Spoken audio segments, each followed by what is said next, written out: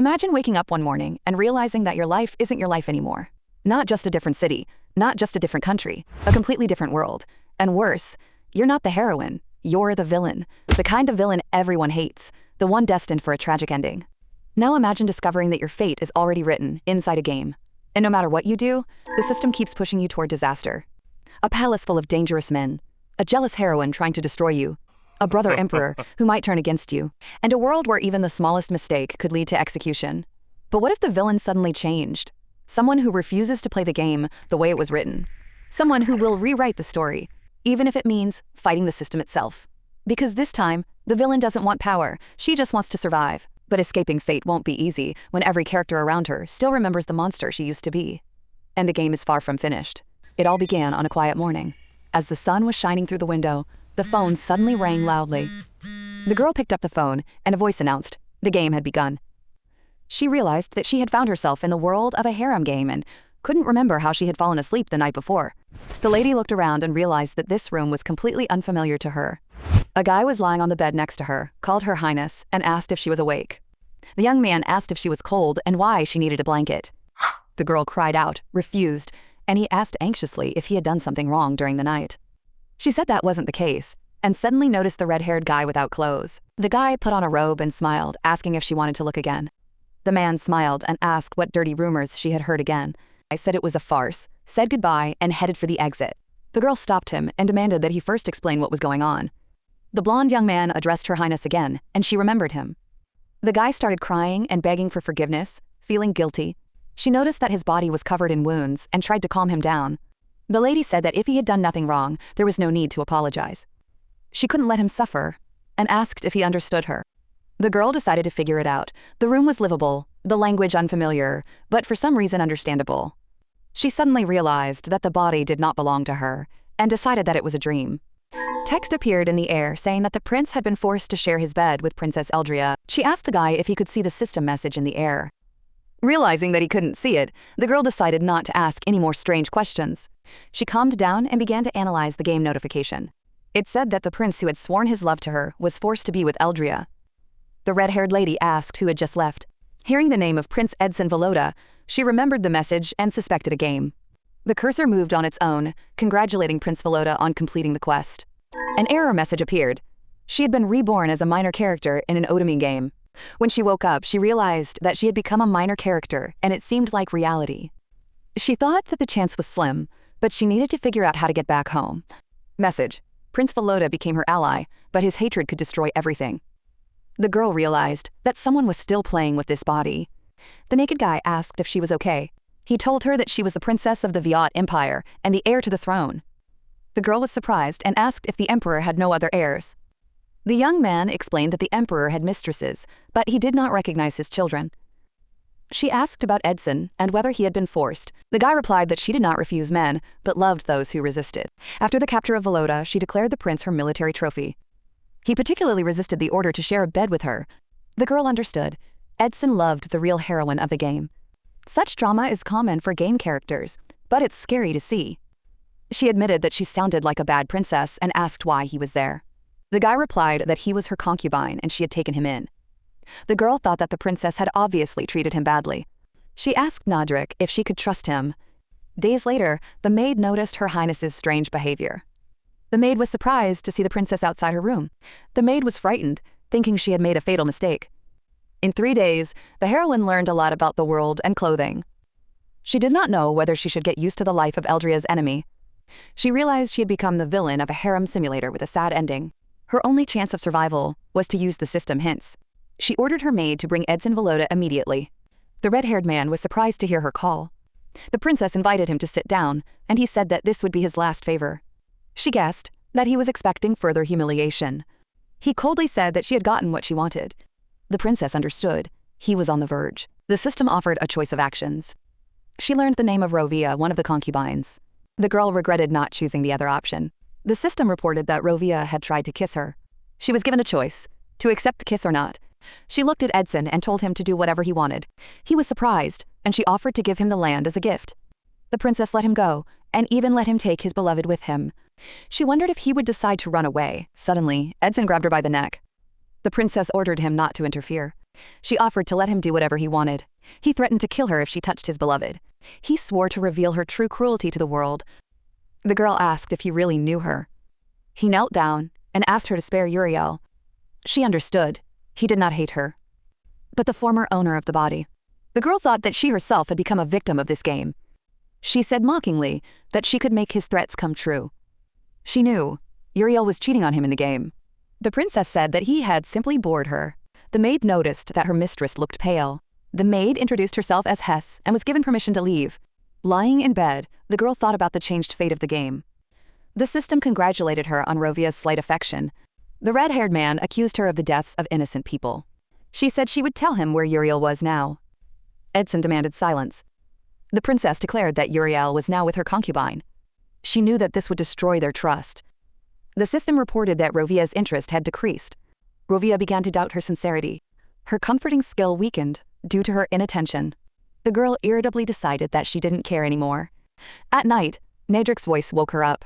He sat down on the bed and asked if she had forgotten him. He unbuttoned his shirt, and she smelled alcohol on his breath. Nadrik noticed that she hadn't looked for him in a long time. He said that she had never called him first before. The princess said she was tired and wanted to sleep. When he heard the name Uriel, the guy was surprised and asked her again. A system notification informs her that Edson wants to contact her. But agreeing could leave traces that Rovia will notice.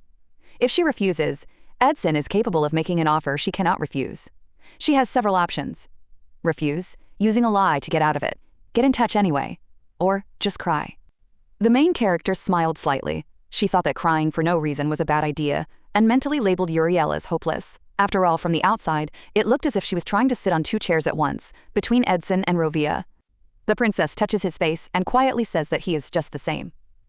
After meeting that woman, he still had the audacity to come to her. Then she remarks that a man should be loyal, but today she forgives him, so it would be better if he just left. The guy cautiously asks if she is angry. Then he reminds her that he is her concubine. After a pause, he asks another question. Why is she always so cruel to him? Hearing this, the girl sincerely does not understand what cruelty he is talking about. Didn't he spend the night with another woman? She suggests that he at least be honest about his own actions and not make a scene with silly tears. The guy is shocked by her words. He asks how she can even say such a thing, and she of all people. Then he adds that he doesn't understand why he can't, why everything is forbidden only to him. At this moment, the main character reminds herself that he is just a game character. But she still doesn't understand where the genuine expression of pain on his face comes from. Nadrika suddenly says that today she is only his. Hearing this, the lady looks at him in surprise and asks what he is talking about. The girl thinks that even though she is now in this body, it does not give her the right to do whatever she wants. He asks her to spend the night with him and almost touches her lips. But suddenly, he loses strength, falls down, and falls asleep.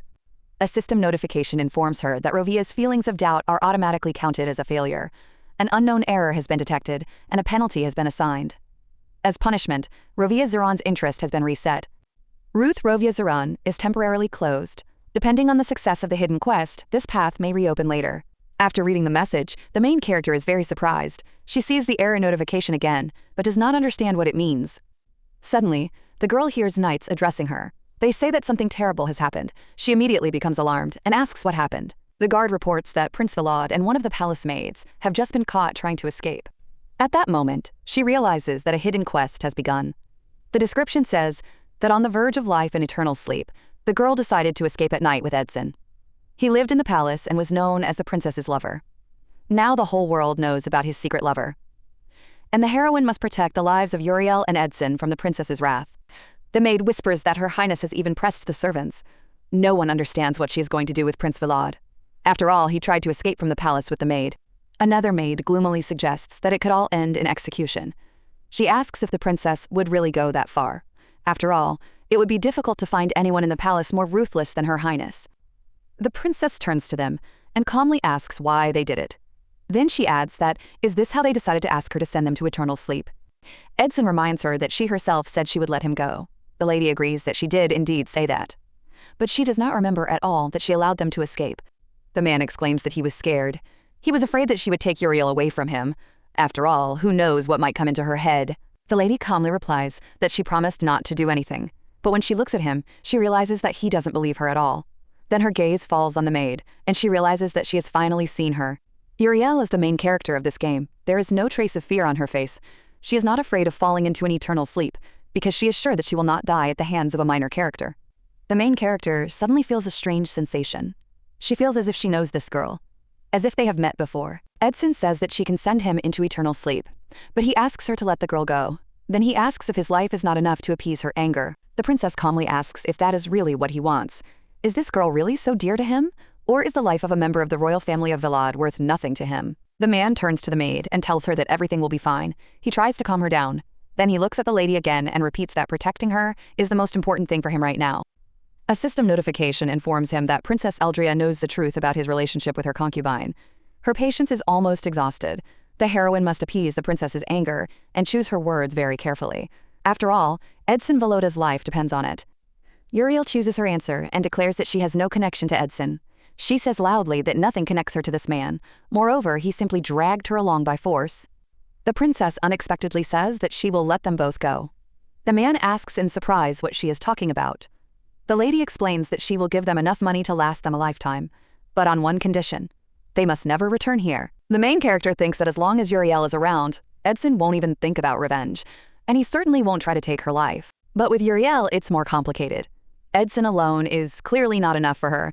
Most likely, she will want to stay in the palace. However, the princess believes that it would be better for Uriel herself to simply give up. The young lady offers them a choice. At that moment, Rovia enters the room. He looks at the maid and asks why she is here with him. The main character realizes that Edson has now seen everything with his own eyes. He finally realizes that Uriel actually has someone else. And although he tries to hide it, it is clear that he has been deeply hurt. The blonde-haired guy looks at the maid and asks how she could do this to him. Watching this, the princess thinks about how strange the situation is. Not long ago, he was hitting on her, and now he is sorting things out with Uriel right in front of her. She doesn't understand why, instead of her precious dream, she has to watch this scene from a second-rate melodrama. The main character turns to Rabia and reminds him that he was kneeling before her. She even smiles, realizing that now she will have to deal with all their problems. The princess says that it seems he is not satisfied with his status as a concubine. Therefore, she lets him go and gives him his freedom. The young lady does not understand their reaction. After all, she has just allowed them to do as they wish. She adds that they can leave the palace together. Edson objects. He does not want to leave. The lady asks what is wrong. Rovia coldly remarks that this bastard has no pride at all. A system notification informs her about an item called Broken Heart. Once broken, it cannot be put back together. In the future, no matter what he does, Edson will never leave her. But this item may disappear, so she needs to be careful. The main character looks at Uriel and notices that she is smiling. It seems that she even finds the whole situation amusing. After that, the princess says that that's all. The maid suddenly turns to her highness and excitedly says that she does not want to leave the palace. She believes that it would be foolish to leave with this person. After all, she came here to serve the princess. Uriel insists that she is truly not at fault.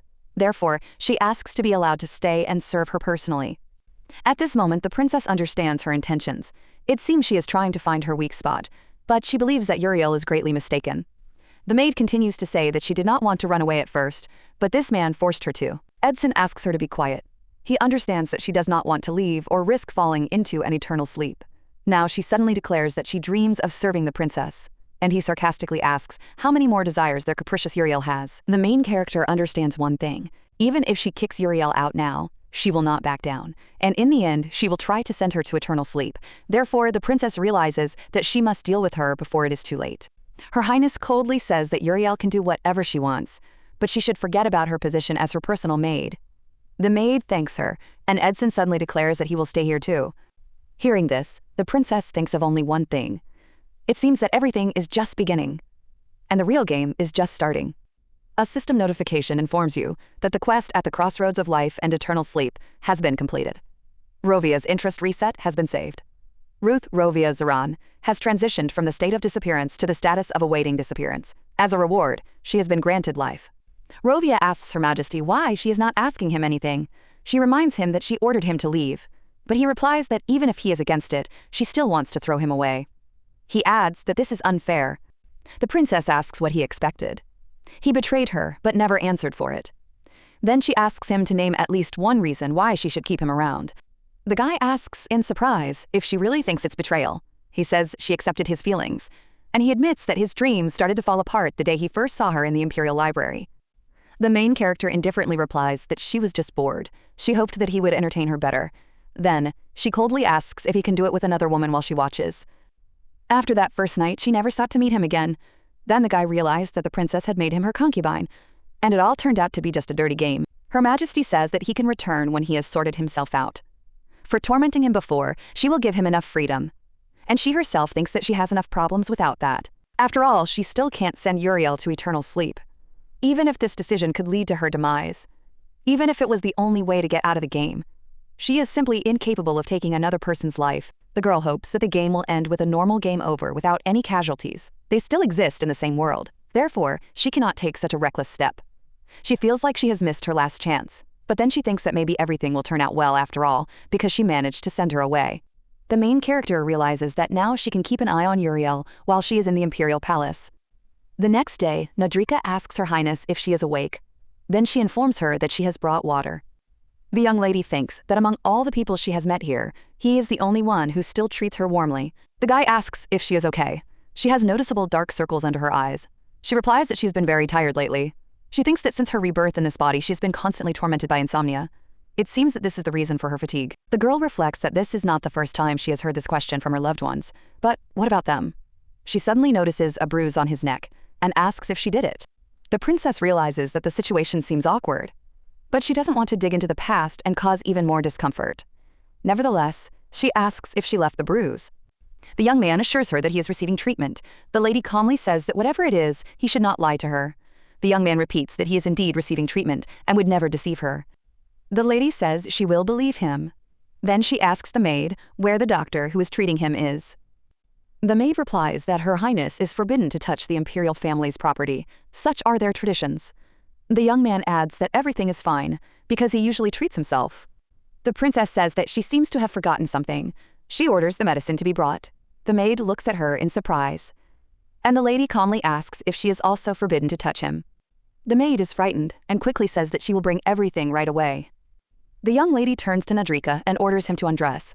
The guy is surprised, but obeys her order anyway. The girl asks him to be patient. When she sees his wounds, she is shocked at how cruel people can be. After she has treated his wounds, Nadrika thanks the lady. She notices that he has not even looked at her once. The young man is embarrassed. He says that he is simply moved by the fact that she is doing this for him. Hearing this, the lady reminds him that she has already told him not to show weakness in front of others. The young man replies that he wants to be like that in front of Her Highness. Then he quietly asks if it is forbidden. Eldria thinks she understands the reason for this look. His eyes burn with passion, born of the belief that a real princess cares for him, and he doesn't see her at all. After that, she says that this is not the right thing to do. The girl informs him that she has finished the treatment, but the guy suddenly says that he has more wounds below. He asks if he should show them, takes her by the hand, and asks her to heal him. At that moment, a maid enters the room. She informs them that His Majesty is asking the princess to come and talk before the official dinner. The lady replies that she understands. She asks him to tell him that she needs a little time to prepare. But she thinks to herself that a little more time, and she would have succumbed to his charms. The emperor tells Rhea that they haven't talked alone in a long time. Then he asks if anything happened last night. Elport Enzo Cassilia is the current emperor and the princess's brother. The main character thinks that it is impossible to tell what kind of person he is just by looking at his face. After that, she calmly replies that nothing special happened. He says he is glad to finally see her. The girl, however, has other things on her mind. She wonders how he will react when he finds out that his sister is hiding a completely different person behind her mask. The lady realizes that she and the princess are close relatives, and their relationship is surprisingly warm. But she cannot understand why he turned a blind eye to her bad habits and allowed her to sink so low. The emperor says he has important news. At this moment, the main character thinks that she seems to have gained some kind of immunity. The gentleman asks if she is listening to him. Then he says that he called her because he wanted to tell her the news personally. She was interested in the outcome of the war and the peace treaty with the Rothschild Empire in the Far East. His Majesty explains that their alliance will end at the end of this month. The reason is that the defeated Kingdom of Borne was unable to pay the huge indemnity. As a result, the state split into two countries, which divided its territory. Enzo continues to explain the situation. At that moment, the girl realizes that she has seriously miscalculated. Since she decided to play the role of a princess, she should have taken politics into account. The emperor unexpectedly says that he is considering transferring power to her. Then he asks how she likes the idea. Hearing this, the main character is sharply surprised and asks if she heard correctly. He replies that if his sister is unhappy, she can do as she pleases. But then he adds that in times like these, it is better to actively establish connections. After that, he reassures her and says that she will have more than enough helpers. The emperor also informs her that her loyal knight will soon return. Therefore, he is confident that there will be no problems. Hearing this, the princess asks if it is true. She becomes curious about who exactly is being referred to. His Majesty says that he will return with great achievements and asks how she intends to welcome him. Rhea suggests that he should be welcomed with honors. The Emperor smiles with relief. He says that he had begun to think that she had completely forgotten him since she had not reacted to the news. The princess asks in surprise how she could have forgotten, although in her mind she admits to herself that she has no idea who he is talking about. Enzo reminds her that she was the one who sent him to the most dangerous battlefield. He says that time flies. After all, 5 years ago, immediately after marrying her, this man went to the front. Hearing this, the main character realizes one thing. It seems that another favorite of the princess has appeared. The Emperor admits that he even wondered if the war had started because of the discord between them. He then adds that no one expected him to return to her victorious. The main character realizes that their relationship was much worse than just strained. She actually sent him to certain death by starting a war, and yet he still returns to her as a victor. A system notification informs her that in 10 days, the border knight Iklot Physis will arrive at the palace. Upon his arrival, he intends to find out who the woman is with whom he has been exchanging letters for a long time. Until then, Uriel must become the princess's personal maid. She will have to arrange a chance meeting with Iklot, the princess's second concubine. There are 9 days left before his arrival. The maid looks at Her Highness and tries to understand what she is thinking so deeply about. At this moment, the main character is thinking that this crazy man has simply dumped all his responsibilities on her. She had no idea that everything would turn out this way. The girl recalls the Emperor's words. He said he did not know what changes had taken place in her soul. But after last night's events, he believed that she was capable of conducting negotiations. In his opinion, she had enough wisdom and mercy. The princess understands that this is how she now appears to others. The soul in this body is indeed different. The real princess has disappeared, and in her place has appeared the one that those around her want to see. And all this seems like some kind of bad joke to her. His Majesty adds that he understands her inexperience. Therefore, Sir Iklot will help her with all the difficult questions. Rhea asks if he is still her concubine. Enzo is surprised and asks her what she is talking about. Then he calmly replies that of course he is, until she sends him off to another war. The girl quietly remarks that he hates her. The Emperor replies that she knows perfectly well what kind of person he is. The princess sighs inwardly. She hasn't even figured out one of her favorites yet, and now there's a whole crowd of them. The system notification informs her that she has found a note left by Edson. It says that he will wait for her at their usual meeting place. The system then notes that she has headed for Rovia and offers her a choice. Who will she choose, Edson or Rovia? Eldria thinks that even after everything that happened tonight, the chaos continues. After all, she has already rejected 2 men. The girl realizes that this is not Edson at all. She was supposed to run away tonight. Then she tells the maids that she needs to go outside. The maids immediately become frightened and begin to say that she must not go out. The main character is surprised by this reaction and tries to understand what the princess used to do outside the palace. The lady tells one maid to stay with her and the others to leave. Hearing this, the maid excitedly promises to take care of Her Highness. She runs up to her and falls to her knees. At that moment, the young lady thinks that this girl is full of surprises. A little more, and she would have literally pinned her to the floor. The maid asks Her Highness for forgiveness. She says she is ready to do anything to atone for her guilt. The main character asks what her name is. The maid replies that her name is Daisy. She immediately begs not to be sent to eternal sleep, because she feels terribly guilty. The girl suddenly realizes that she laughed without noticing. She asks Daisy if she is all right and if she accidentally hit her head. The princess says she will spare her if she stops crying. The maid asks in surprise if this is true. Will she really not be punished? Rhea offers her own punishment. Let the maid tell her where there is a secluded place in the palace park. When the young lady steps outside, she feels a little better. The day isn't over yet, but she's already exhausted. It feels like a hurricane has swept through her world. Nadrika, who trembles before the princess. Rovio, who craves her love. Edson, who hates her with a passion. And Iklot, about whom she knows only that he is frighteningly unknown. All these relationships seem strange. There is no love, no trust, no mutual understanding. The girl wonders if she will ever be able to return to her real world.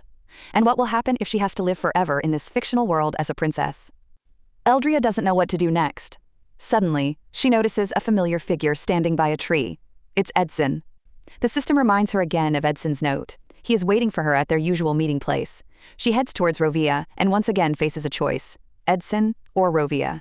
Uriel turns to the young gentleman and apologizes. She says she almost did something foolish. When he saw her with Edson at the princess's interrogation, she understood everything, and now she insists that she cannot run away with him. The young man asks if she means to say that she stayed here for him. The girl assures him that this is exactly the case. Edson realizes that this is a lie. Now he finally understands why she was seeing him. And, like this deceitful woman, he no longer feels a shred of remorse. Uriel says she is very happy that he does not hate her. She assures him that she is telling the truth. She is sincere with him now. The guy thinks that they don't really love each other. But the maid hugs him, as if trying to prove her sincerity. The girl says she wants to meet Her Highness. The guy is surprised and asks why she needs to do that. She replies that she is asking for help because he is the only one she can turn to. The young man agrees to help. He says that she is close to him and he values her. Uriel thinks about the fact that not a single notification of increased interest has appeared. That system message made her very angry. She doesn't understand how he could have grown so cold towards her and mentally calls him a cunning bastard. The system shows that Rovia's interest is 0. The maid realizes that after the confrontation with the princess, all progress has been wiped out. If this continues, the route will close. All her attempts to rectify the situation may end in complete failure. The maid doesn't know what to do. She could just stand aside and watch. But that's not how it should be. After all, she is the main character in this game, and she firmly says that it's time for him to come back to her. Uriel notices the princess's concubine. Of course, she is happy, because she already has a plan involving him. At this time, the main character greets Rovia. She thinks that this is where he was going to meet Uriel. The guy is about to leave. The girl asks him to wait. She realizes that they could just walk away, pretending not to have noticed each other, but even though she feels awkward, she can't leave things as they are. The lady grabs the man's hand and asks where he is going. He asks in surprise why she is holding him back. According to him, they are not in a relationship where they can behave so intimately. The main character asks if he is going to leave without even saying hello. At that moment, a system notification appears. Rovia doubts her because of her desire to meet Princess Eldria. Response options appear. Say that she wants to become a personal maid. Say that she wants to beg for forgiveness and get Rovia. Or don't explain the reasons at all. The young lady realizes that she has abandoned Edson and headed for Rovia. It turns out that she doesn't really need him that much. But the position of personal maid is really important to her. Still, she feels that she is being too cruel. The young gentleman asks if she has come to say that she has changed her mind. Hearing this, the princess remembers that she has already told him that she is tired of him. If she sends him away now, it will seem strange. The lady says that he can stay here until he decides to leave. But in return, he will no longer be a prisoner, a hostage, or a guest. Rovia asks in surprise what he will become then. The girl replies that she will give him the opportunity to stay in this country. He will have his own position, and that is her offer. The young gentleman asks incredulously if she really thinks that is possible for him. The main character asks where he would go if he ran away from the palace. Then she says that if he wants to live here, he has to pay, and if not, he can go to work. But even for that, he will need a place to live. Hearing this, the guy is stunned. He asks if she understands what she is saying, because it all sounds like complete nonsense. She calmly replies that from now on, nothing connects them. It's as if they are complete strangers. The lady says she hasn't forgotten what she did before. She knows that he hates her so much that he wants her to fall into an eternal sleep. But she suggests putting this animosity aside. After all, he won't succeed anyway, and she will never forget such a favor. The lady adds that he can even live here with his beloved. She will accept it. The guy asks if this is really the end. After all, she gave him up so easily. The main character thinks that he must feel empty and irritated. Her words clearly confused him. The prince says that her petty feelings destroyed his country, his people suffered, and she acted ruthlessly. He asks if it will make him feel better if he gets his revenge on her one day. The guy looks at her and suddenly asks why she is crying. He says it's strange. He didn't expect this at all, and it's not like her. The young man suspiciously asks if she is mocking him again. The main character realizes that she cannot explain the truth to him. She is not the princess he knew. And suddenly it seems to her that they are very similar. Both found themselves in a strange world, and both are powerless to change anything. The girl quietly apologizes and says she is sorry. She thinks that if she had arrived a little earlier, he would not have had to go through so much pain. Rovia abruptly asks her to stop. He tells her to stop messing with his head. At that moment, a maid approaches them. She asks Edson where he was and how long he waited for her. The main character suddenly realizes that she has been hiding. She herself does not understand why she suddenly burst into tears right in front of him. Uriel hugs the gentleman and apologizes. He replies that everything is fine because he didn't wait long. She says that she wasn't apologizing for that at all. The young gentleman says that she is the only one he wants. That is how he feels. He adds that he will tell her everything in time because she has a right to know. Eldria does not understand why Uriel decided to stay instead of running away. She thinks that he really loves her very much. She herself would never find such a devoted man. All this seems so strange to her that it is not even funny anymore. The system notification informs her that despite everything, he still chooses her. Then a choice of actions appears. To say that it is difficult to look at him and break up. To thank him and make love. Or to make love right now with special passion. After reading this, the main character is stunned. right here and now. And what kind of options are these? She even thinks that the system is just mocking her. The girl thinks that even if she offers it, Edson will surely refuse. But he knows she's hiding here, so she decides to choose the first option. The young lady thinks that this girl has no inhibitions whatsoever. The young gentleman asks her to wait, because they might be seen. But the maid says she doesn't care. After all, they no longer need to hide their relationship. After that, they kiss. The maids ask Her Highness if she has returned. The lady thinks about how she sat there until sunset, until they had finished playing. In the end, she was just tired and had a migraine. The main character thinks that she and Edson are similar in some ways, but unlike her, he has someone who is dear to him. When the lady returns to her room, she sees Nadrika. She immediately asks what happened, because he literally has no face. The guy tells Her Highness that the woman touched him. The lady asks in surprise who he is talking about.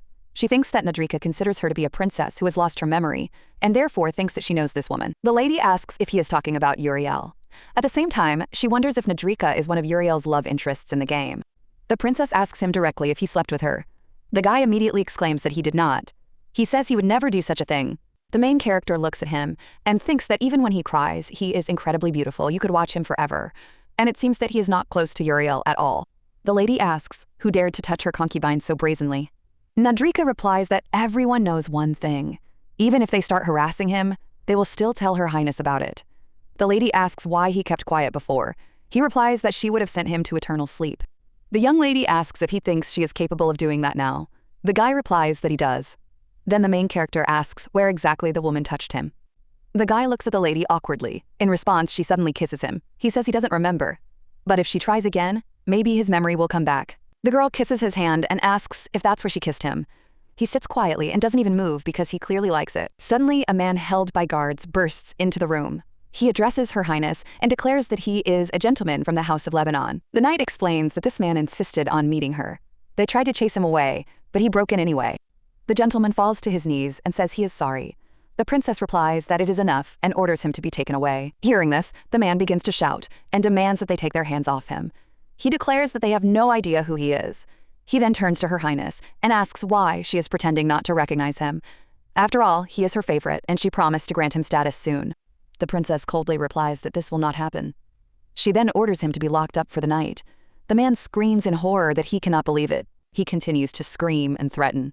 He says that as soon as he becomes Her Highness's concubine, the first thing he will do is order their heads to be cut off. Then he demands again to be released. The main character thinks that if someone stands in front of her, they will start trembling with fear. It seems that it costs the princess nothing to destroy someone's life. And she becomes curious. Could all this be the bloody traces of her past deeds? The girl realizes that she doesn't want this kind of life. A life where everything depends on her so much that people watch her every move and start crying or smiling at her will. The princess approaches the guy and asks if he thinks that no one can touch him just because he belongs to her. Then she hugs him. The guy agrees, but the lady says that in fact he belongs only to himself. The lady explains that this is why he should do what he thinks is right, and not do things he doesn't like. Nadrika objects. He says that he dislikes everything that Her Highness dislikes. She replies that this was indeed the case before. She gave orders, and he obeyed, but now she no longer wants this. The lady says she wants him to be freer and happier. Then she kisses him on the cheek. The guy immediately blushes, and she thinks he looks incredibly cute. Eldria adds that if he doesn't like something, then she doesn't like it either, and she thinks that's right. The maid brings her tea. The lady asks how long she has been working in the palace. The maid replies that it has been 4 years. The princess remarks that this is quite a long time. She then says that the maid must know one thing. Yesterday, Nadrika confessed to her at length and candidly. She was surprised that many in the palace do not take her seriously at all. Hearing this, the maid is frightened and surprised. She asks what exactly he told her. Then she assures Her Highness that she is not to blame for anything, but the lady calmly replies that she knows everything. The maid falls to the floor and begins to beg for mercy. She says she has committed a grave sin. The princess replies that if she wants to live, she must answer all questions honestly, without a single lie. The knight informs Her Highness that they have caught those she ordered. Eldria looks at the servants and says that since they know each other, they understand what crime unites them. The main character says that their shamelessness has crossed all boundaries, and she knows everything they have done. The girl thinks that they had a terrible example before their eyes. And not only the princess herself. The owner of the palace also liked to humiliate the weak. He could mockingly lure anyone into his bedroom, play with them, and then simply throw them away. The princess raises her hand. The knight immediately understands her gesture and draws his sword. Seeing this, the maid reminds Her Highness in horror that she promised to spare her if she told everything. The lady says she does not want to stain her shoes with blood. She orders them to be taken outside. In her mind, she admits that she does not want to get her hands dirty, but she could not scare them away either. Eldria says that at first, she thought about beheading them to set an example for others. But she decided to give them one more chance. Let them remember this well. There will be no second chance. The next day, the maid tells the other maids that her mistress is incredibly cool. Her highness turned out to be even scarier and stronger than she thought. Another maid asks Daisy what she is talking about and who exactly is so cool. The girl confidently replies that she is talking about her highness. Hearing this, the senior maid asks incredulously whether she has eaten some kind of poisonous mushroom and is now delirious. Daisy assures her that this is not the case. According to her, the lady is a real sweetheart, and serving her highness is like a blessing from God. The maid asks in amazement if she has lost her mind, and then reminds her that this princess has once again sent several servants to their eternal sleep. At this moment, she thinks about how all this infuriates her, because for her own safety, she had to give herself to some freak in armor so that he would protect her. Daisy calmly replies that if her highness did so, then they deserved it. The dark-haired maid asks in surprise what she could possibly know. She thinks that Daisy has simply not yet experienced the princess's wrath. Hearing this, Daisy is surprised and asks why she should be afraid. She admits that she once made a small mistake in front of her mistress, but she forgave her. Now she just tries to work hard for her highness and sincerely does not understand why she should be punished at all. The maid asks in amazement what she has done. At that moment, she thinks that even asking this question is scary. Daisy recounts that once she stepped on her highness's dress, rushed towards her, slipped, and fell right on top of her. But her highness simply caught her, held her, and didn't even get angry. That's why Daisy is sure that her highness is just a sweetheart. Sitting at the dinner table, the main character says that she would like to discuss one matter with him. The emperor replies that he is always ready to listen to any of her requests. Then he asks with a smile why she is hesitating today, since she knows that there is no such thing as refusal for her. He suggests that she not be shy and continue, admitting that he is already anticipating something interesting. At this point, the main character wonders whether he would be as kind if he found out that she was not his sister at all. After that, she says that they need to determine Prince Volodya's whereabouts, because she no longer has any reason to keep him close to her.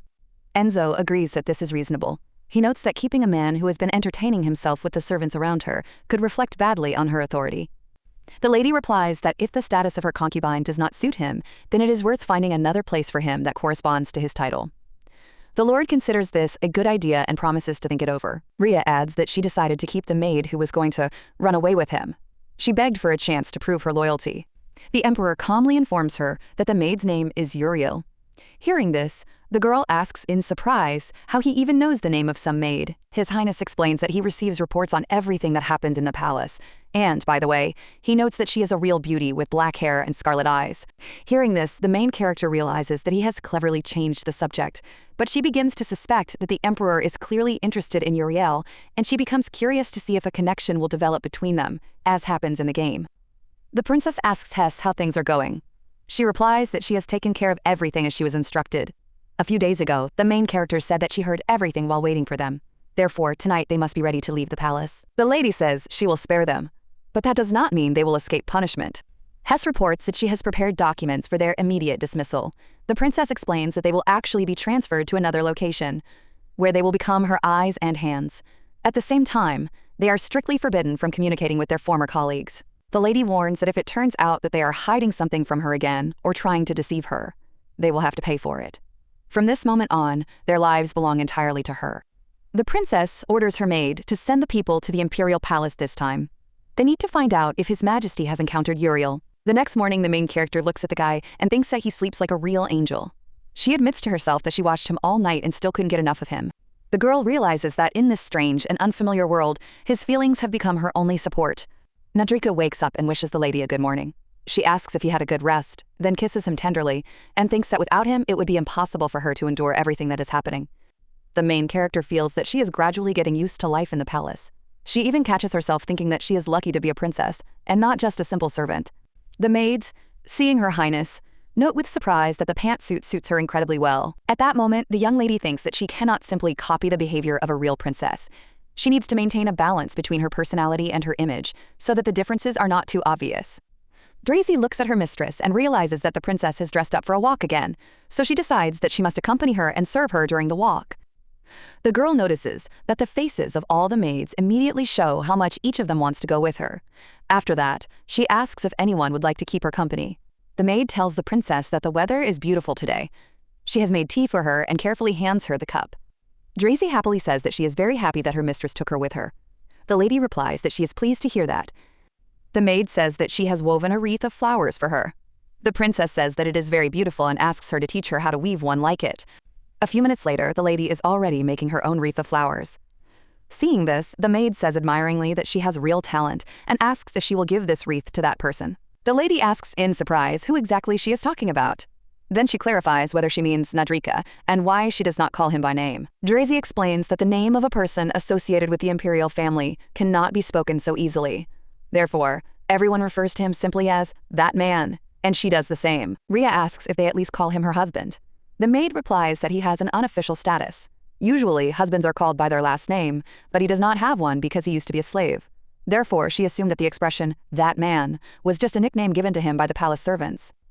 Drazy adds that their status is always higher than that of ordinary people. Hearing this, the main character realizes that she had guessed about the existence of slavery here, but she never imagined that Nadrika was once a slave. He is the most powerless person in the palace and seems to consider it his duty to patiently endure everything that happens to him. The lady realizes that this is precisely why he so desperately needs her protection. At that moment, she receives a notification about the discovery of Princess Eldria Viata's weak spot. The attempt failed due to lack of evidence, and she has only one chance left to say yes or no. Uriel presses no. The system informs her that if she wants to increase her chances of success, she should wait for the right moment. The maid thinks she has failed again and wonders if this was a hint. The guy addresses her, and she asks in surprise why he is here. Rovia asks if she can find out why she came to Her Highness's palace. Then he reminds her that he told her to wait. Uriel asks how much longer she has to wait. He constantly makes promises, but she believes in actions, not words. The girl suggests that he honestly admit that he is unable to help her. She then asks if he really thinks she won't find another way. The guy puts his hands on her shoulders and asks her not to be angry, but to trust him. Then he gently asks if he is not her lover. Uriel looks at him and thinks he is lying. She knows that his level of interest has dropped, and he is probably just pretending because he needs her for some reason. The gentleman says that if she explains why she wants to meet the princess, he will be able to come up with the best way to arrange it. In his opinion, after what happened, it would be better for her not to cross paths with the lady for the time being. Hearing this, the girl asks in surprise if she really didn't call him after that night. He remains silent in response, and she realizes that she has hit the nail on the head. Then she says that the lady must have found out about their relationship, but still left her in the palace. The maid declares that the lady has completely lost interest in him. The guy calmly agrees and says that he knows this very well. The girl wonders what exactly he knows. This woman has become completely different. Her aura, gestures, habits, and even facial expressions have changed, and she doesn't understand what has happened to her. Uriel suggests that this may be the result of her intervention, which is only now becoming apparent. She had no idea that such a thing was possible. At this time, the main character asks the maids what they have managed to find out. The maid replies that no one in the imperial palace has seen Uriel Rose. They even checked the information with Her Majesty's maid, and the data turned out to be accurate. The princess begins to wonder why Uriel has not yet met with the emperor. On the one hand, it is good if they are not connected. But if it turns out that the emperor himself is involved, she will no longer be able to sit idly by. She knows that Uriel is looking for her weak spot. Hess asks Her Highness where to put the wreath she brought. The princess replies that she should leave it on the table. At that moment, she thinks she should tell Nadrika that they need to stay away from each other for a while. Ria reflects on the fact that Nadrika did not come last night. She waited for him until late at night, even though she did not want him to spend every night in her bedroom. The maid informs Her Highness that Mr. Zuran has arrived. The lady asks to let him in. The man informs her that, by order of the emperor, he will be teaching Her Highness starting today. Seeing this man, the girl is surprised. Standing before her is Rovia, and she does not immediately understand what he has just said. The man begins to explain that, according to the legend of the country's founding, the leading ideology since ancient times has been based on educating the workforce and strengthening defenses. He then asks the princess if she is listening to him. The lady replies that she is listening attentively. At the same time, she thinks that she should have found out right away who Zuran was, because she did not even expect that it was Rovia's surname. Ria recalls that when she asked the emperor to find her an advisor on diplomatic matters, he said something strange. He promised to secretly tell Zuran that she needed one, then smiled mysteriously and said that he understood her feelings. Now the main character begins to understand. The emperor decided that she wanted to get back the concubine who had grown cold toward her. But her pride was too hurt to call him personally, so she needed help. However, she still does not understand what the emperor thinks of his own sister. Rovia asks her to repeat what he just said. She replies that after the war and colonization of the conquered states, the tribute received became the basis for the growth of their empire. Then she asks if it was really only war and colonization that strengthened it. The man confirms that this is true. He then adds that the harvests from their lands were insufficient for the ever-growing population. He explains that there was a shortage of agricultural equipment and there was less and less land suitable for cultivation. In addition, the climate in the center of the continent, where the Orbit Empire is located, was cold. The situation was exacerbated by an increase in land rents, and crops in the fields often died from frost. Hearing this, the girl asks how they dealt with this problem. He replies that magic was the solution. Anticipating possible decline, the empire opposed the widespread expulsion and extermination of magicians at that time. Rovia says that thanks to magic, the empire's borders have expanded significantly. In fact, they could have been expanded even further, but that would have required increasing the size of the army and its arsenal. The man explains that if new lands are thoughtlessly enslaved, there is a danger of protests from the local population. Moreover, the taxes collected may not even cover the costs of maintaining these territories. Therefore, it is much more profitable to turn them into colonies. Zuran says that the Kingdom of Born, located in a favorable location, was originally a prize sought after by the Kingdom of Rothschild. The climate there was mild, especially compared to Velodam. Upon hearing this, the main character asks about Velod. He explains that there are many mines with minerals there. Therefore, this territory is an excellent colonial source of income. In a sense, it is a real treasure trove of gold, silver, rare stones, and marble. The princess says that's not what she meant. She was sure she had completely destroyed Velod. Rovia asks ironically if she is having pangs of conscience. The girl responds by asking if he thinks she has a conscience at all. The man replies that he does not believe her. But even if she is not playing a role, it is still not entirely her fault. He admits that the emperor cares deeply for Her Highness, but is too calculating to miss out on real benefits. He explains that Her Highness wanted to capture Prince Edson Veloda, and His Majesty wanted the land with the mines. Their interests simply coincided.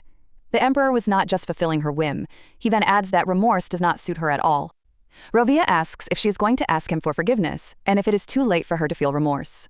The lady calmly replies that it is never too late, even if nothing can be changed. The princess says that a person cannot change if they never look back. Guilt alone is not enough to atone for sins. But perhaps she can prevent mistakes in the future, and therefore considers it important. The main character suggests ending the lesson there. She says she is a little tired and wants to rest. At this moment, the man thinks that she can feel sorry for anyone but not him, and he sincerely does not understand who could have changed her so much. Suddenly, Nadrika enters the room. Seeing him, Rovia asks in surprise how he dared to come to the lady without an invitation. The guy is a little embarrassed and apologizes. But the master stops him and says that he is just a puppet, a slave for bedtime pleasures. He must only do what he is told, appear at the snap of his fingers, and not show himself if he is not called. Rovia asks how he dares to impose himself on Her Highness. The guy calmly replies that he is no longer a slave. The gentleman asks if this negates his lowly origins. He then inquires whether he has decided that, since she has not let him leave her bed for several days, he has become indispensable. After that, he tells him to remember his place and behave appropriately, without getting carried away. At this time, Rovia thinks that rumors are already circulating in the palace. They say that Her Highness has kept only that man close to her for several days, and seems to ignore other men. And this guy behaves as if he really means something to her, as if he does not know that she is incapable of truly loving anyone. Nadrika asks who he is to speak to her in such a manner. She then reminds him that he betrayed Her Highness and did not even attempt to beg for forgiveness. And after that, he still considers himself entitled to lecture anyone. The concubine says that he may be insolent, but at least he is not like him, a wild beast without loyalty or compassion. Rovia asks what is the point of asking for forgiveness if you know you will not receive it anyway. The guy replies that there is always a point, even if you are sure in advance that you will not be forgiven. The young man enters the lady's room and sees her sleeping. He gently takes the blanket and covers her, wishing her sweet dreams. Then he quietly kisses her. The man asks permission to introduce himself. He says he is the captain of the Imperial Palace Knights named Leo Defet. The gentleman responds by introducing himself as Rovia Zuran. 20 minutes ago, the man says he will recommend a book to her. From now on, it should become her reference book. Today, they have determined her level of knowledge, but in order to study the material more deeply, she must read it before their next meeting. The main character replies that she understands. She then says that she will stop by the library on her way from the training ground. Hearing this, the gentleman asks in surprise if she intends to go to the training ground unaccompanied by servants. The princess confirms that this is indeed the case. At this moment, she thinks it would be a good idea to ask the other knights about Iklata. Rovia asks if it would be better for him to accompany her. The lady does not immediately understand what he means, and asks if he will indeed be so considerate if she allows it. The man replies that this is exactly what he will do. Her Highness agrees to accept his escort. At this moment, the main character thinks that she is to blame. She got too emotional and gave in to him. Then she says that she already knows everything from the official report, but wanted to see for herself the examination for promotion to knighthood, in which Edson Velod decided to participate. The princess says that he has misunderstood her. She has no intention of protecting him. The captain suggests that it should be considered a misunderstanding. Then he notes that Her Highness has her own knightly squadron under her direct command and asks why he should not simply be assigned there. Rovia cries out indignantly and asks how he dares to speak in such a tone. Leo believes that since they have come, they should first find out if there is a vacancy, and only then make a final decision. At this moment, the young lady does not understand such a reaction. It seems to her that the princess has already taken control of the knightly order. It is obvious that this man Askamas cannot stand the princess, and does not even try to hide it. Therefore, she decides that it is pointless to continue the conversation and says that it is time for them to leave. The captain of the knights informs her that the advance guard will soon arrive with victory. Therefore, he is busy now, and apologizes to Her Highness. Ria thinks about the fact that her knight squad is located next to the 6th training ground. Rovia angrily says that he should go back and teach him some manners. He adds that it is understandable why he harbors resentment toward her, since he was Sir Phasis' closest student. Hearing this, the lady realizes that he is a friend of the princess's second concubine, whom she sent to war. Therefore, his aversion to her is quite understandable. After that, she says that Rovia himself should not teach anyone good manners, because silence is also considered a sign of consent. The girl asks in surprise if it is now permissible to sunbathe on the training ground. She has just witnessed a rather unexpected scene, half-naked knights standing everywhere. One of the men shouts loudly when he notices her. He announces that Her Highness has arrived, and orders everyone to gather and line up immediately. At this moment, the main character looks at their naked torsos and cannot understand what is going on. It is as if she is watching a parade of naked male bodies. One of the knights asks if Her Highness would like to go hunting. He adds that he has already prepared a helmet and a more reliable saddle so that what happened last time does not happen again. Hearing this, the girl becomes curious about what happened then. She suggests that perhaps the princess simply fell off her horse. Rovia asks in surprise if the lady really doesn't remember. Then he reminds her that during her strange experiment, one of her partners fell off his horse. At the time, she herself said that hunting particularly excited her. Hearing this, the main character thinks in shock. Could the princess really have been like that? It seems that this is not a knightly squad at all, but a personal harem. After that, she says that she is not in the mood for hunting today. The princess calmly informs them that she has come here for another purpose. She intends to eliminate their squad. Hearing this, the men look at each other in astonishment and ask if Her Highness has decided to get rid of them. At that moment, Ria notices a guy with black stripes on his body. She becomes curious about who he is. The girl thinks that even among all these handsome men, this guy stands out in particular. The young man turns to Her Highness and asks her to explain what they have done wrong. He asks her not to destroy them. The princess calmly asks if she said she was going to send them to eternal sleep.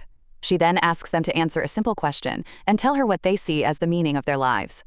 One of the young men says that he would simply like to escape from there. The lady asks, ironically, if this is really her knightly squad. The main character says she will offer them a dignified way out. If they consider themselves knights, they must pass an exam to be promoted to knighthood. Those who pass will remain in the order. The rest will be able to leave the palace. The lady adds that they can do it right now. Hearing this, one of the guys asks in surprise how they will be able to pass the exam if even the current knights are barely coping. Ria calmly asks on what basis they receive their state salaries. Then she asks if they are satisfied with the situation. The girl notices that they finally get it. They realize that she is serious about breaking up this lazy bunch. She says she understands how hard it will be for them to give up their carefree life and suggests that they decide for themselves whether it is worth it. The lady adds that even if they manage to convince her to leave everything as it is today, it doesn't guarantee anything. Who knows what will happen tomorrow? One of the young men says that they simply have nowhere to go. Among them is a servant who delivered milk in the capital, the baron's youngest son without an inheritance. He asks where they are all supposed to go. The guide points to one man and says that he has nothing to worry about. But the others are in a completely different situation. The main character does not understand who he is talking about. Then the guy explains that his teacher is the captain of the Imperial Knightly Order. That is why he gets away with a lot, because he used to be the deputy captain. The lady approaches this man and asks what he is doing here. The young man asks in surprise what she is talking about. She mentions the name Leo Defeat, and the stranger replies that he is his teacher. The girl realizes that the princess has actually taken both his teacher and his student away from him. Now it becomes clear to her why the unfortunate Defeat has every reason to hate the princess. Ria says she will take immediate action and provide him with everything he needs. She understands that he will need money to start a new life. The lady promises to provide for him in such a way that he will never regret it. She is even willing to pay for his military training. But the young man suddenly falls to his knees. He says he cannot leave. Because he has spent the best years of his life with her, he asks her to take him in, at least as a concubine. The young man asks why she is doing this to him, since she used to like him. The lady calmly replies that it is true. At that moment, a man approaches the princess and suggests that she stay behind him. The man with black hair asks the lady to forgive him. He says that the news of his dismissal simply clouded the young man's mind and he forgot his place. He then adds that he knows a quick way to remind him of this and hits him sharply. The captain's assistant asks Her Highness if she intends to take action. He offers to help persuade the others. The princess replies that she will do just that. Then she orders him to stop, otherwise she may send him to an eternal sleep. The guy calmly replies that this will not happen because he knows where to strike. The main character thinks that it was difficult to expect anything else. These men are used to being the princess's favorite toys. But she still doesn't understand why this man is among them and why he behaves as if he doesn't care at all. Ria asks him if he is satisfied with everything that is happening. He replies that who knows. Then he asks if he looks like someone who is satisfied with everything. Rovia says he has heard of this man. His name is Sigur. He is a commoner, but once became the youngest deputy captain. After that, he says it's time for them to go back. The maid turns to Edson and asks him to do as she wishes, because it is necessary. He asks if it hurts her to ask for this, and why she is treating him this way. Uriel cries out that she has already told him. She cannot explain everything yet, but he promised to wait. Then she asks if his feelings for her have changed. The man assures her that his feelings remain the same. He says that they will continue to see each other as before, and that he will always be there for her. The girl asks him to prove that he really loves her. The gentleman replies that he will fulfill her request, but asks her not to cry anymore. The system notification informs him that if he truly desires it, he must pass the upcoming knighthood exam. Then he will be permitted to carry weapons and will be able to retrieve his sword.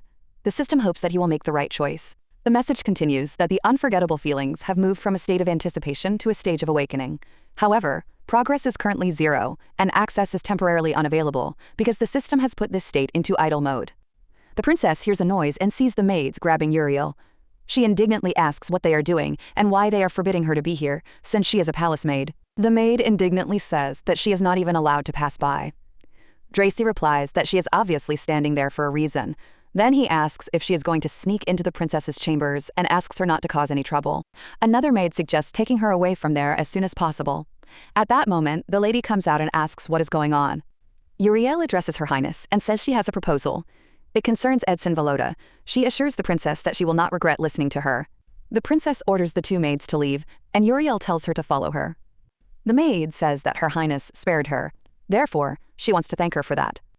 The main character thinks she can see right through her. Then she asks if she still hopes to become her personal maid. The maid agrees.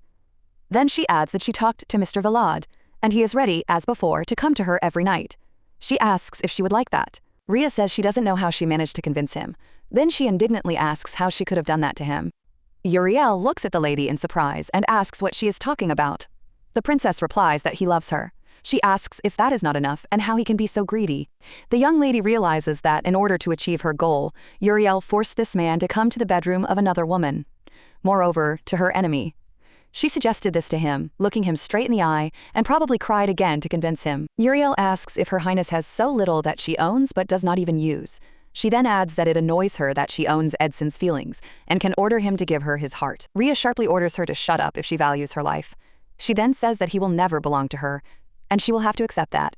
A system notification informs that an unknown error has been detected. A new ending called Be Happy with What You Have has also been found.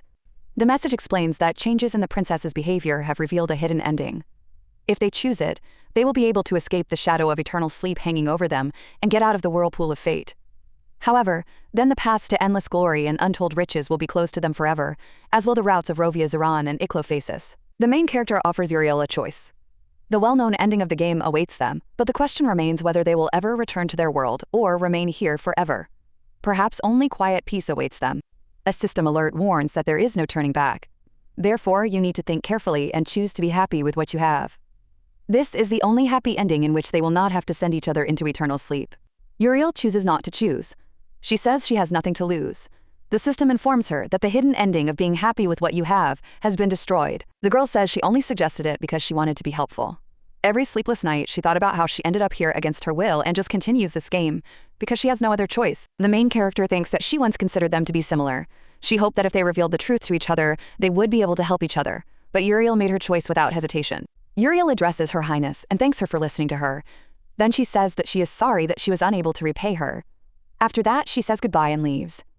The princess orders Edson to be told that nothing will come of it, and that he should not worry about it anymore. Ria lies down on the bed, exhausted, and thinks that they are indeed similar, but their paths are completely different.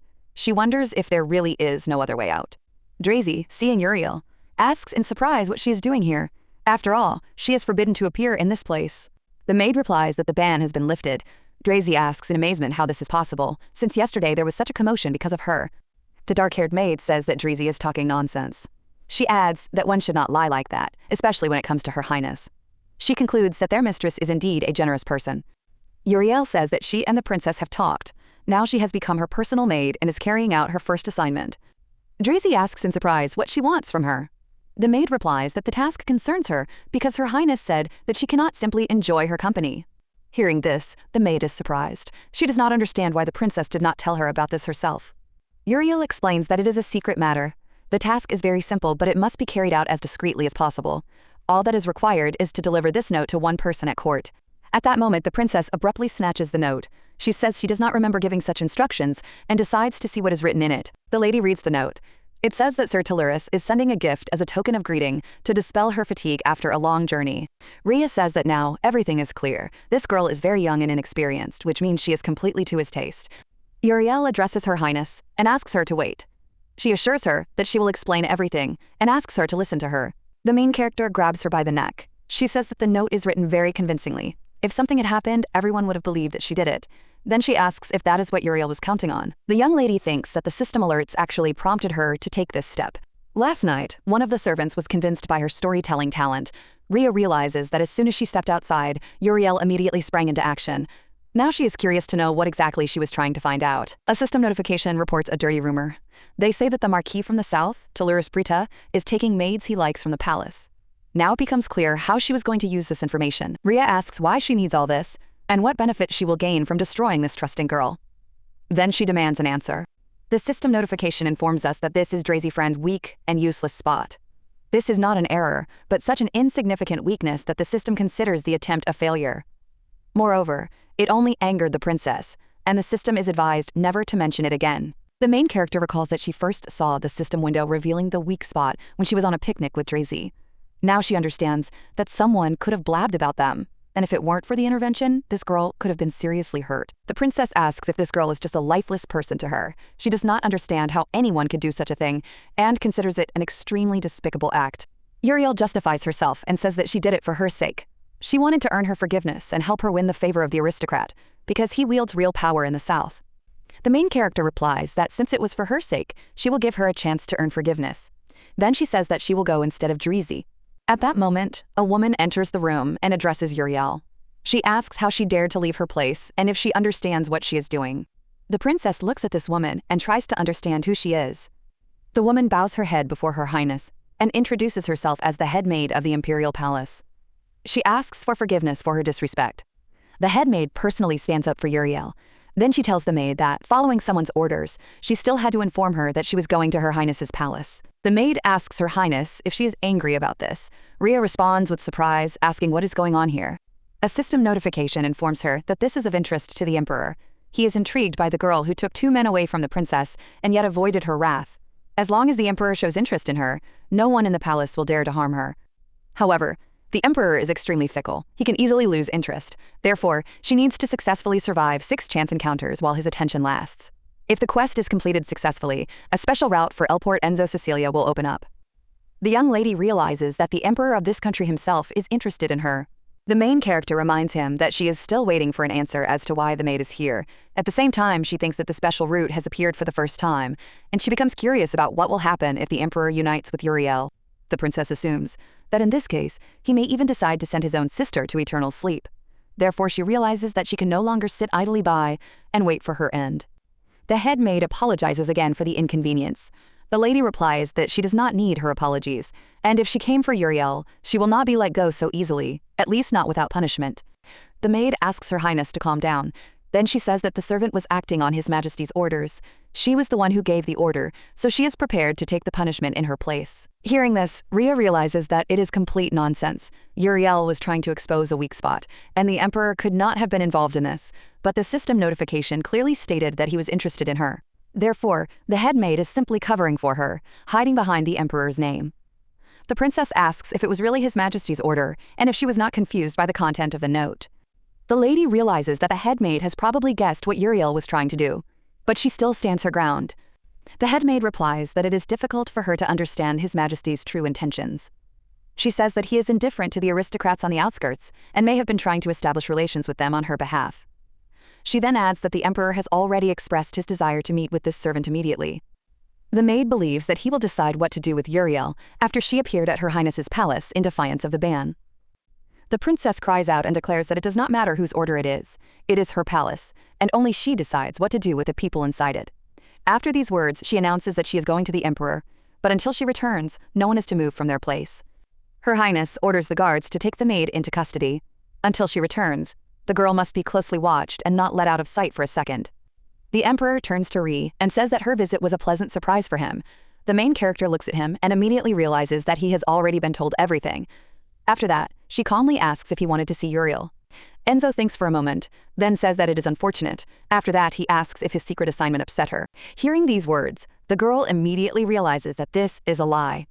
It is quite obvious who was in charge of the head maid, but now he is embarrassed to admit the truth because he is afraid of quarreling with her. The princess calmly informs him that Uriel will not be coming. The emperor asks if this means that she is defying his order. The lady replies that this girl no longer has a place here. She forbade her from approaching her palace, but she violated the ban anyway. Her Highness adds that such behavior is considered treason. She is merely following the laws of the empire. The emperor tells her not to worry. He says he won't put Uriel into an eternal sleep, but asks her to cancel her order. The lady asks if he's going to claim that all this was made up for her sake. She even wonders if he's so busy that he comes up with such cunning orders. And does he really need this maid so much? His Majesty agrees and says he will do as she says. The lady replies that she will take her leave then. As she is leaving, she asks if he is really so enchanted by this girl. The main character remembers perfectly well that Uriel and the Emperor were supposed to have 6 chance encounters in the game, but now she realizes that it seems none of them will happen. At that moment, a system notification pops up. It says she's been locked up. The Emperor's Call event is automatically cancelled because the Emperor himself has changed. In the evening, the mistress asks her maid to report everything to her. Hess reports that the girl received 7 lashes with a whip. Hearing this, the princess thinks that for a while it will be difficult for her to walk or even sit. After that, she asks how Drazy is feeling. The maid replies that she has been told to rest until tomorrow and is now in her room. Her Highness asks if they have managed to find out where Nadrika is now. At that moment, she remembers how she recently told him that he should start taking better care of himself. Ria decides to visit the young man. When he sees her, he asks in surprise what she is doing in his modest dwelling. The lady replies that since he doesn't come to her, she came to him. Then she hugs him and quietly says that it happened so long ago. She notices his warm, soft scent and admits that she missed him very much. The girl pushes the guy onto the bed and says that now she is waiting for an explanation as to why he avoided her. She looks at him and notices how embarrassed he is. She doesn't understand what's going on. Before, he always said he wanted to be with her, but now it's as if he has started to distance himself. Eldria asks him to honestly answer why he is avoiding her. The young man assures her that he would never dare to avoid Her Highness. But she reminds him that he has not visited her for several days. The young lady wonders if it is because of Uriel that she herself had considered suggesting that they not meet for a while. But suddenly, his feelings have really changed. Perhaps because she is not at all like the princess she used to be. Nadrika quietly says that if he is a slave, he cannot desire anything. Hearing this, the lady asks why he is talking about his past again. He explains that he is happy just to be able to please Her Highness. The guy adds that this should be enough. He believes that it would be too bold to show that he wants her. The princess says that he can no longer come to the video room. At that moment, she realizes that she has once again unwittingly brought him to tears. He anxiously asks if she is angry. The mistress immediately objects and says that she is not angry at all. Eldria explains that she meant something completely different. Now she will come to him herself. After that, she asks what he thinks about it. The guy admits that he wants to hug her. The girl replies that she wants that too. And soon, they hug each other and kiss. The man remarks to the lady that she was late for class today. The girl replies that he never even looked at her. Rovia replies that he heard she didn't sleep in her room last night. He asks if that's why she came so late. The princess is curious why he is drinking before noon. He coldly replies that how he spends his free time is none of her business. He asks her not to worry, because he is very good at drinking. The young lady reminds him that he recently burst into her bedroom. She then asks how much he had drunk at the time. The man does not answer. She just smiles and says that at least he wasn't such a bore then. At that moment, the door suddenly bursts open. The maid rushes in and cries out, addressing Her Highness. With tears in her eyes, she asks why she is being sent to another palace. The main character calmly says that this is strange. Everyone around her is so scared that they themselves dream of being transferred. Therefore, she is even curious as to why she is so resistant. Drazy falls to her knees and begins to cry. Through her tears, she says that she does not want to leave for another palace and asks to be allowed to stay with Her Highness. The princess understands that yesterday's events have greatly shaken Dracy. Therefore, she decides to transfer her to another palace for her own safety. Anything can be expected from Uriel, and it is better to keep the situation under control. The main character understands a simple truth. Friends should be kept close, and enemies even closer. That's why she says that Dracy can stay if she really wants to.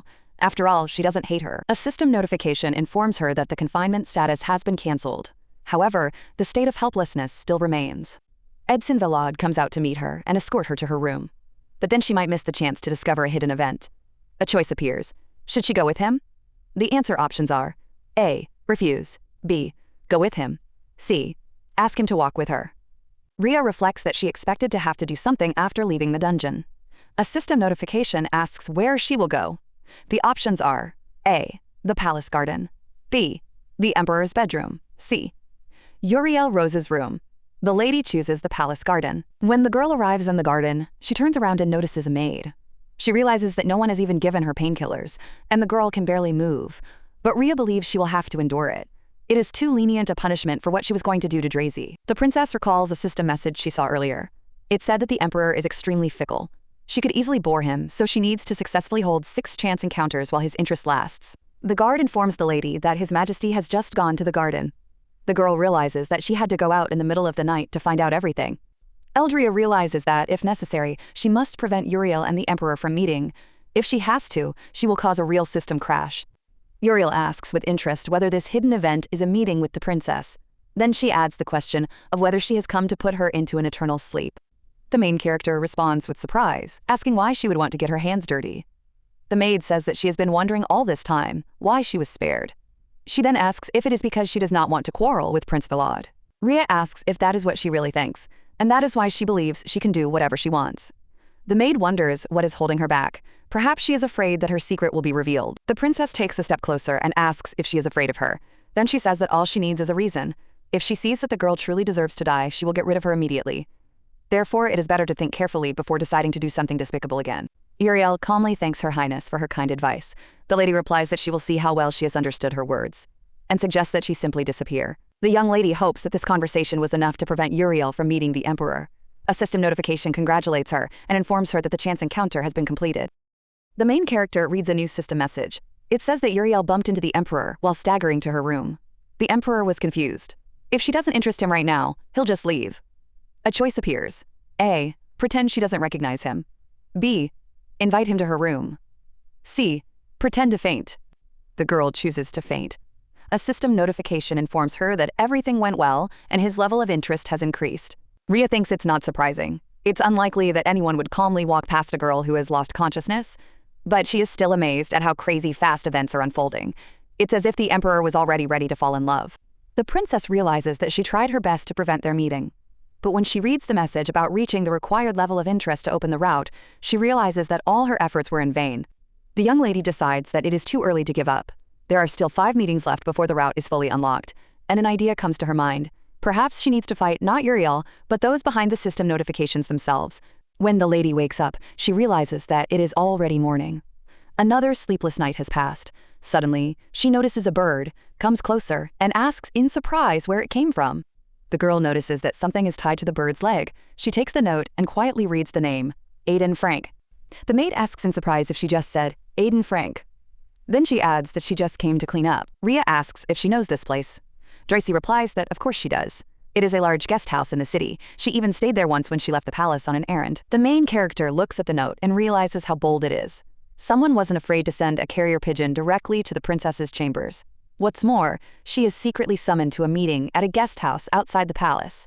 She thinks that if the system invites her, she will have to go. The princess reflects that since that night, there has been no news of either the emperor or Uriel. But due to the high level of interest in Uriel, there is still plenty of time for chance encounters. Therefore, she tries to act more cautiously than usual. Sometimes, system alerts about Edson appear. But he regained his freedom and sword, which the former princess had taken from him. Therefore, the main character believes that it is better not to get involved with him anymore. Eldria thinks she is lucky. The meeting date specified in the letter is set for tomorrow. This means that at least today, she can breathe a little easier. Dracy addresses Her Highness and says that she is very upset. Strange rumors about the lady have begun to circulate around the palace. Hearing this, Rhea thinks that the princess with a bad reputation has suddenly started to behave more reserved. And now it is difficult to even imagine what fantasies the servants might have. The maid says that people are whispering that Her Highness has her eye on women. Hearing this, the girl almost chokes on her tea and immediately asks if she is sure about this. The maid nods confidently. She says that the maids are constantly whispering among themselves. They say that the princess is too close to the girls. Drazy adds that every time she approaches and tries to say something, they immediately fall silent and scatter. She asks her mistress if she can imagine this. After all, she sees with her own eyes how hard the lady works for the empire. At this moment, the main character realizes that the poor girl did not even understand what the servants were actually talking about. The maid says embarrassedly that she feels uncomfortable repeating such words. The mistress asks what exactly happened, and even offers to call the other maids to ask them directly. Drazy quickly asks her not to do so. She says she'd rather tell them everything herself. Rumors are circulating around the palace that Her Highness is buying young male slaves and that they will all die before the end of the year. Upon hearing this, the princess says she has no idea what the maid is talking about. The maid immediately agrees and adds that it sounds like complete nonsense. At that moment, a system notification appears. It says that the last prince of Veloda has been completed. Congratulations on completing the quest, revealing a weak spot and a successful scandalous rumor. Rhea immediately realizes that Uriel's malicious gossip is behind this. She is not even surprised. But something still begins to bother her. She becomes curious as to whether this rumor is completely fabricated. The young lady notices a strange detail. For ordinary gossip, the deadline is too precise by the end of the year, and that moment is already very close. A system notification congratulates her. It says she's successfully collected all the clues. The system asks if she wants to check the result right now. After that, it says that the stolen item is in the princess's bedroom. The main character tells the maid that she is done for the day and wants to rest. At this moment, she thinks that she is once again dealing with the dark deeds of the former princess.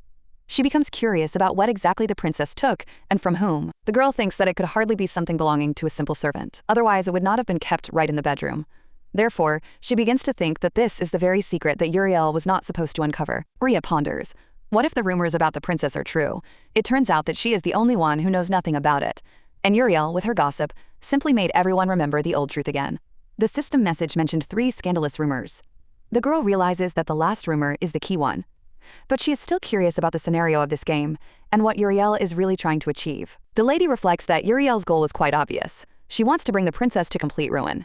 And for that, she needs the power and support of key figures in the game, those aristocrats who are dissatisfied with the existing power structure. If Uriel wins them over to her side, the princess could lose everything, even her life.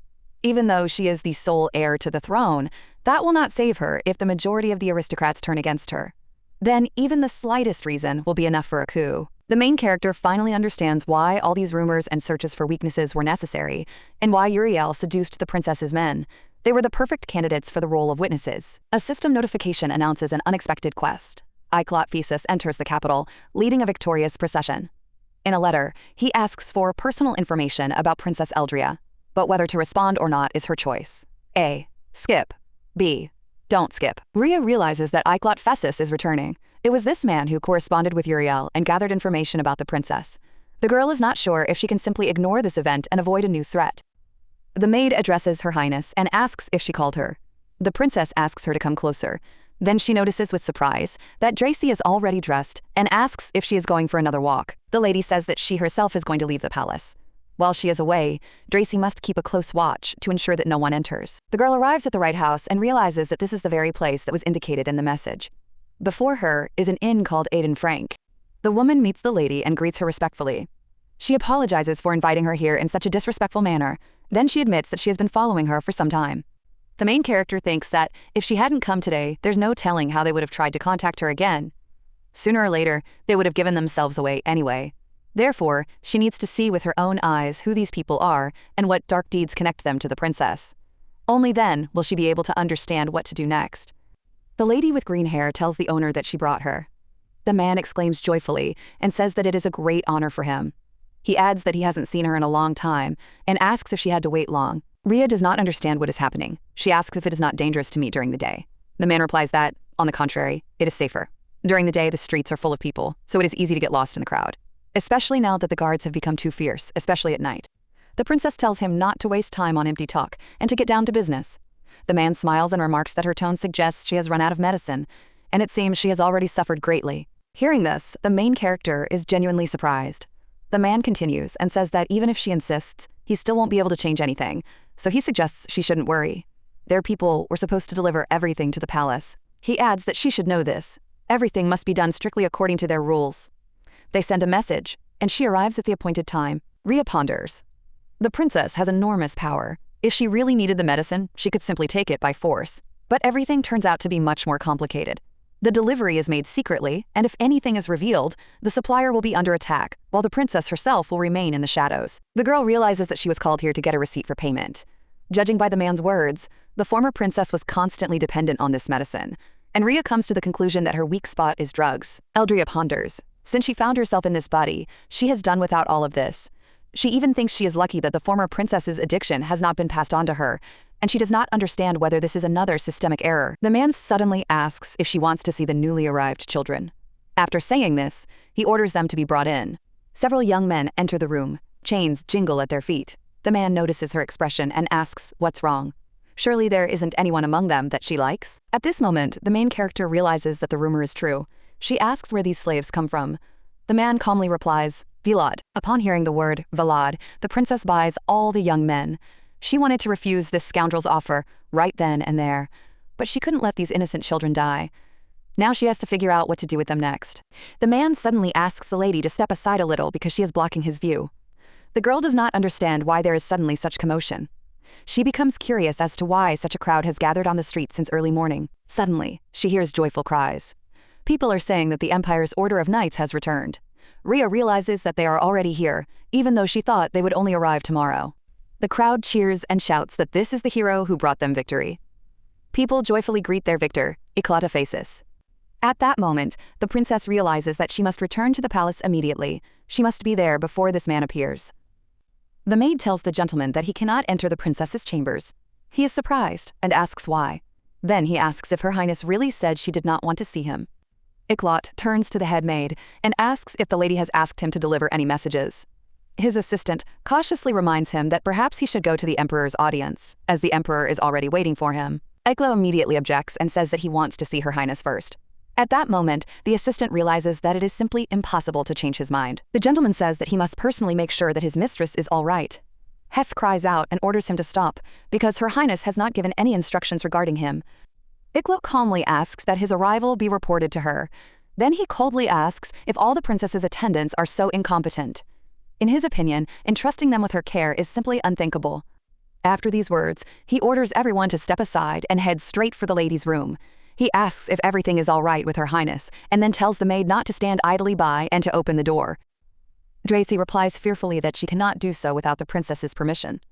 The gentleman coldly repeats his order and says he will not repeat it again. The maid becomes truly frightened, for she does not know where Her Highness is at the moment.